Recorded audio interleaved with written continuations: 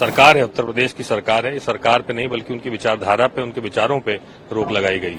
हमारा एप्रीहेंशन था कि इससे समाज में विभाजन पैदा होगा।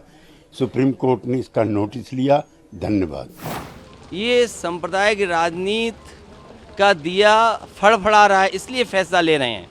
There is to be absolutely no requirement, complete stay on ownership, on names of staff, names of owners. बहुत स्वागत करते हैं हम सुप्रीम कोर्ट के इस विचार का, और जो हमारे सरकार है, उत्तर प्रदेश की सरकार है, इस सरकार पे नहीं बल्कि उनकी विचारधारा पे, उनके विचारों पे रोक लगाई गई।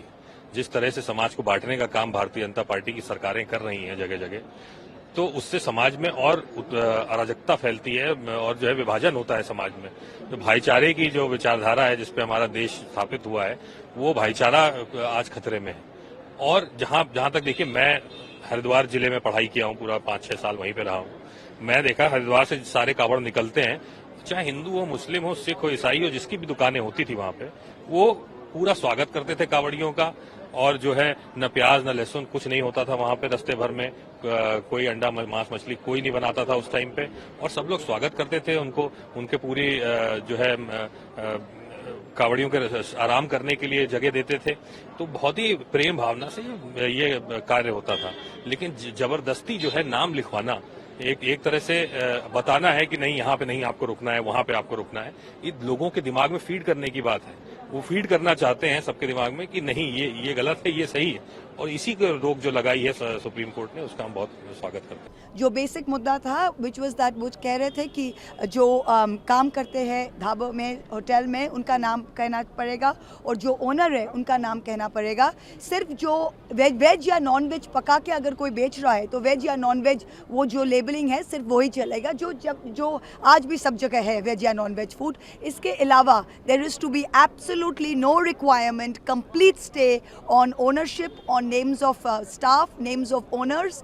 एंड जैसे एक रेडी वाला को लिखना, जो फल बेच रहा है वहाँ पे लिखना पड़ रहा था आरिफ फल वाला, तो इस देश में रह के अगर किसी को अपना नाम और नाजी जर्मनी का जैसा अपने स्लीव में रहना हो, I am very glad that we stood up. I am very thankful to my party and to my leader Mamata Banerjee, who has always stood out against anything unconstitutional, or thankful to the Supreme Court for standing by us.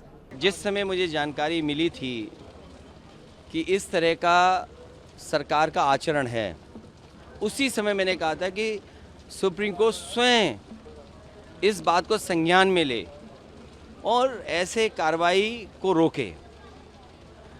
जैसे दिया बुझने से पहले फड़फड़ाता है, जो सांप्रदायिक राजनीति खत्म हुई है, ये सांप्रदायिक राजनीति का दिया फड़फड़ा रहा है, इसलिए फैसला ले रहे हैं। इसीलिए फैसला चाहे इस बात का लिया जा रहा हो कि दुकानों में या और संस्थाओं में नाम लिखा जाए। मुझे उम्मीद है कि सुप्रीम कोर्ट जब इस बात पर चर्चा करेगा और संज्ञान में जब लिया है, तो ऐसे कई कदम सरकार उठाएगी, क्योंकि जब सांप्रदायिक राजनीति खत्म होती है तो इसी तरीके से फड़फड़ाएंगे ये लोग।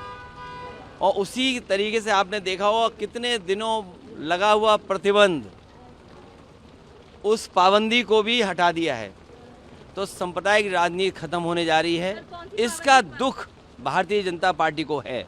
मैं सुप्रीम कोर्ट के इस फैसले का स्वागत करता हूं। हमारा एप्रीहेंशन था कि इससे समाज में विभाजन पैदा होगा। सुप्रीम कोर्ट ने इसका नोटिस लिया। धन्यवाद। नंबर 2, मैं चाहता हूं कि इस कांवड़ यात्रा के समूचे रूट पर शराब और मांस की दुकानों पर प्रतिबंध लगाया जाए, ताकि जो तीर्थयात्री हैं उनको धार्मिक राहत की सांस मिल सके।